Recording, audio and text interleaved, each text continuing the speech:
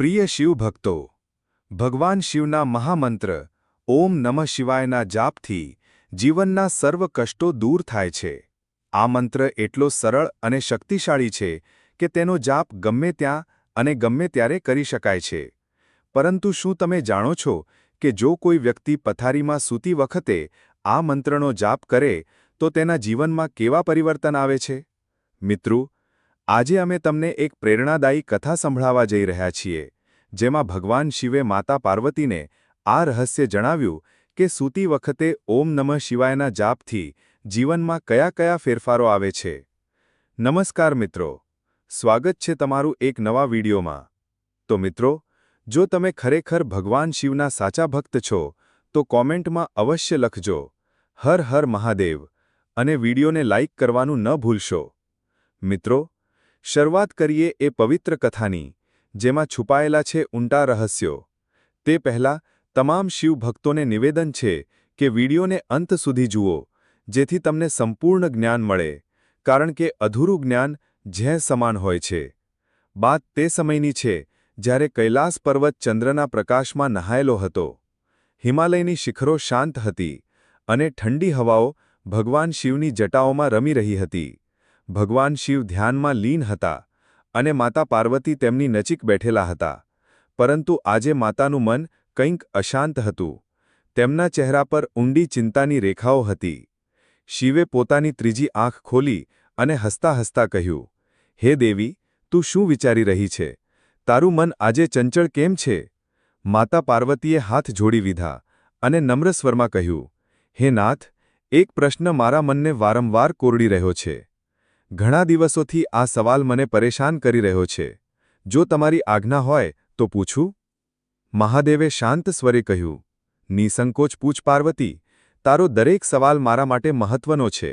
પાર્વતી બોલ્યા, નાથ, એ તો બધા જાણે છે કે જે મનુષ્ય વિધિપૂર્વક પૂજા કરી જાગતી અવસ્થામાં શુદ્ધ મનથી ઓમ નમઃ શિવાયનો જાપ કરે છે તેને તમારો આશીર્વાદ મળે છે.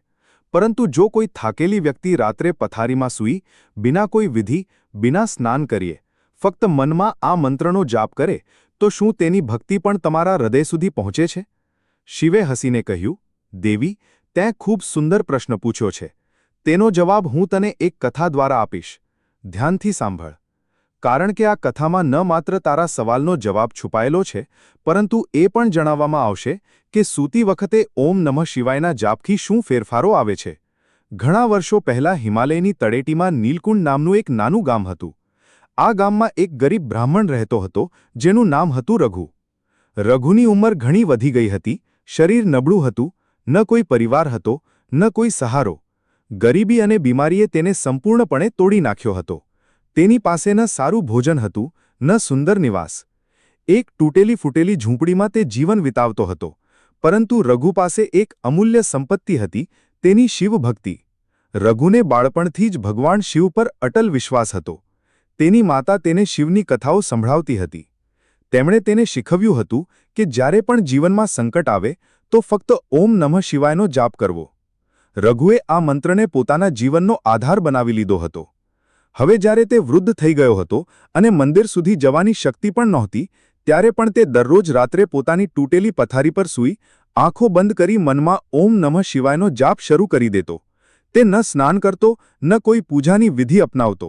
ફક્ત પોતાના થાકેલા મન અને નબળા શરીરથી શિવનું સ્મરણ કરતો. ગામના લોકો તેની મજાક ઉડાવતા, કહેતા, રઘુ. સમય પસાર થતો ગયો. રઘુની ભક્તિ દિવસે દિવસે ગાઢ થતી ગઈ. બાહ્ય જીવનમાં કોઈ ફેરફાર નહોતો.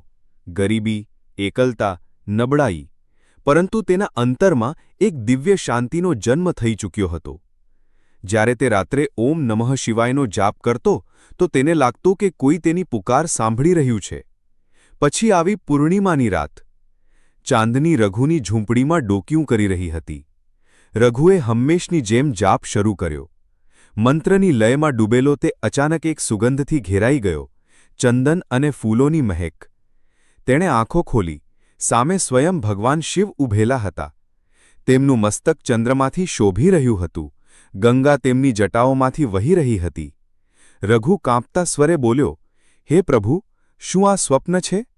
શિવે કહ્યું, રઘુ, આ સ્વપ્ન નથી, તે મને શરીરથી નહીં પણ મન અને આત્માથી પુકાર્યો છે. તારો દરેક જાપ મારી પાસે પહોંચ્યો છે. હવે તારા સર્વ પાપો કપાઈ ગયા છે. તને મોક્ષની પ્રાપ્તિ થશે.